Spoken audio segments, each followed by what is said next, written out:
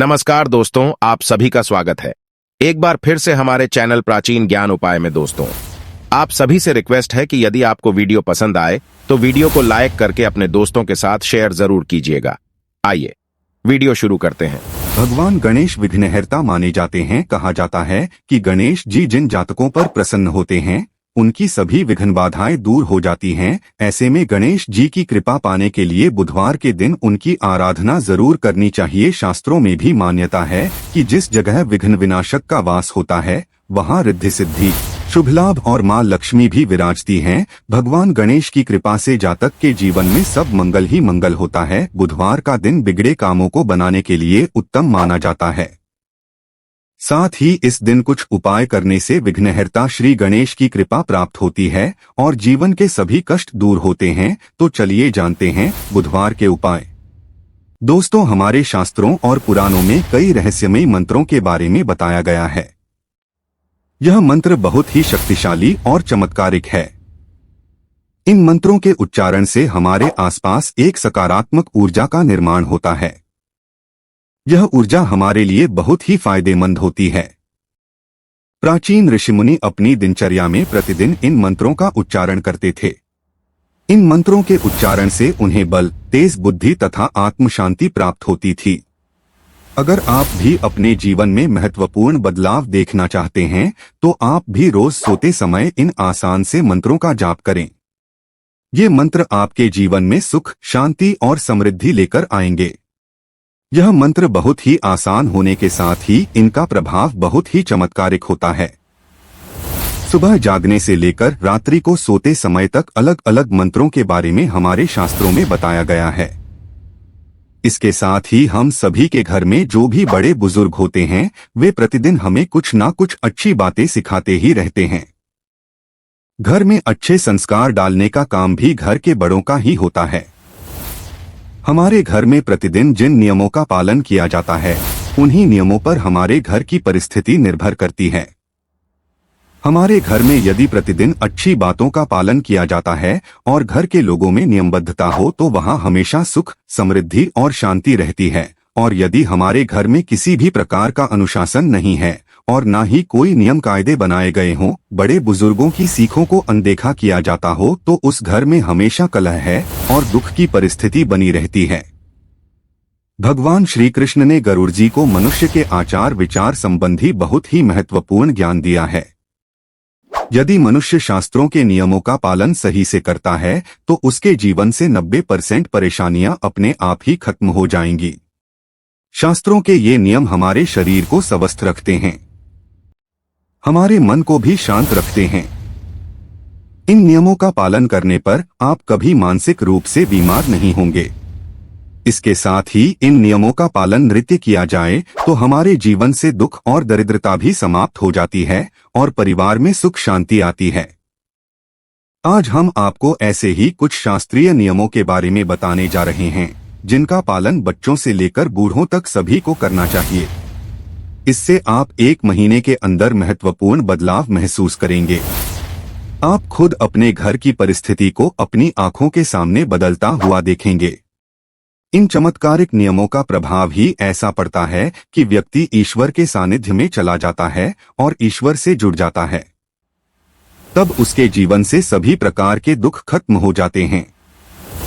आइए जानते हैं उन महत्वपूर्ण नियमों के बारे में। दोस्तों, वैसे तो हमारे सभी धर्मशास्त्रों में प्रातःकाल सूर्योदय से पहले ही उठने के लिए सर्वोत्तम समय माना गया है, लेकिन आजकल की अनियमित दिनचर्या में यह असंभव सा लगता है। फिर भी हमें सुबह जितनी जल्दी संभव हो उतनी जल्दी उठने की कोशिश करनी चाहिए। आंख खुलते ही सर्वप्रथम ईश्वर का नाम लेना चाहिए और नित्य कर्म से निवृत्त होकर ईश्वर की पूजा आराधना से अपने दिन की शुरुआत करनी चाहिए। ऐसा करने से आपके तन और मन में नई चेतना और सकारात्मक ऊर्जा व्याप्त होती है जो दिन भर आपको अच्छी बातों की ओर प्रवृत्त करती है। यदि संभव हो तो सूर्योदय के समय सूर्य देवता को अर्घ्य जरूर दें। सूर्य देवता को अर्घ्य देने के साथ ही सूर्य नमस्कार करने की भी आदत डालें। सूर्य नमस्कार एक सर्वांगीण व्यायाम होने के साथ ही सूर्य देवता के प्रति अपनी कृतज्ञता व्यक्त करने का माध्यम भी है। सूर्य मंत्रों के साथ सूर्य नमस्कार करने से मानसिक प्रसन्नता और शांति मिलती है और साथ ही निरोगी काया और जीवन के प्रति उत्साह भी जागृत होता है। इसलिए प्रतिदिन सूर्योदय के समय सूर्य देवता को नमस्कार करने की आदत डालें। दोस्तों, कुछ पेड़ पौधों को ईश्वर का विशेष आशीर्वाद प्राप्त रहता है। ऐसे पेड़ पौधों की हमारी हिंदू संस्कृति में भगवान की तरह ही पूजा की जाती है। ऐसा ही एक अत्यंत पवित्र पौधा है तुलसी का पौधा। यह पवित्र पौधा हर हिंदू घर में होना ही चाहिए। शास्त्रों में कहा जाता है कि जिस घर में तुलसी वृंदावन नहीं है, वहां श्री हरि का वास भी नहीं है, और जहां श्री हरि का वास नहीं है, वहां लक्ष्मी जी का वास कैसे हो सकता है। तुलसी श्री कृष्ण की अत्यंत प्रिय सखी होती है। सुबह तुलसी को जल अर्पण करने से और कुछ समय तुलसी के पौधे के पास बैठने से अत्यंत शुद्ध और पवित्र हवा हर श्वास के साथ हमारे शरीर में प्रवेश करती है, जो हमें दिन भर सकारात्मक रहने में सहायता करती है। इसलिए देव पूजा और सूर्य उपासना के पश्चात तुलसी की भी पूजा करें। तुलसी की माला को भी गले में धारण करने से मन की शुद्धता और सात्विकता बढ़ती है, मनोबल बढ़ता है और आरोग्य प्राप्ति होती है।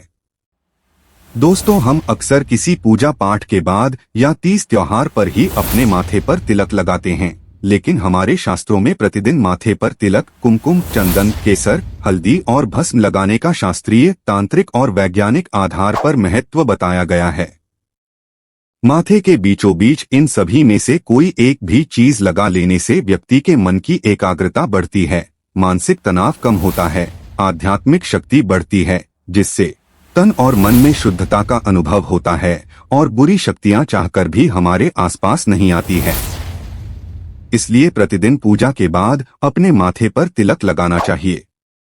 दोस्तों, घर में रोज शुद्ध और सात्विक भोजन बनाना चाहिए और सबसे पहले भगवान को भोग लगाकर फिर सबने खाना चाहिए। हमेशा पहली रोटी गौ माता की और आखिरी रोटी कुत्ते की निकालनी चाहिए और उन्हें खिलाना भी चाहिए। संध्या काल में भी नियमित रूप से अपने पूजा स्थान पर दीपक अवश्य जलाएं। साथ ही संभव हो तो घर के सभी सदस्य मिलकर ईश्वर की उपासना करें और श्लोक, भजन या मंत्रोच्चार करें। भगवत गीता या रामायण जैसे पवित्र ग्रंथों का पठन करना भी श्रेष्ठ होता है। इससे घर का वातावरण सुखद और शुद्ध होता है और साथ ही घर के लोगों में सुसंस्कार भी जागृत होते हैं। शाम को तुलसी के पास भी दिया जलाए। घर की सारी नकारात्मकता चुटकियों में दूर हो जाती है। घर में नियमित रूप से छोटे ही सही लेकिन धार्मिक अनुष्ठान आयोजित करते रहे। इससे आपका पुण्य द्विगुणित हो जाता है। दोस्तों, जिस प्रकार हमें सुबह उठकर सबसे पहले ईश्वर का स्मरण करना चाहिए, उसी तरह रात्रि में सोने के पहले भी ईश्वर को स्मरण करके ही सोना चाहिए। हर अच्छी बात के लिए आभार प्रकट करना चाहिए और हर गलती की क्षमा मांगनी चाहिए। घर में रोज अपने बड़े बुजुर्गों को प्रणाम करने की आदत डालें और उनका बहुमूल्य आशीर्वाद की सौगात प्राप्त करें। दोस्त, आप वीडियो के अंत तक आ ही गए हैं, तो आपसे रिक्वेस्ट है, चैनल पर पहली बार आए हैं तो चैनल को सब्सक्राइब करके बेल आइकन को ऑन कर ले और वीडियो पसंद आया हो तो अपने दोस्तों को शेयर कर दे ताकि उनको भी फायदा हो सके। धन्यवाद।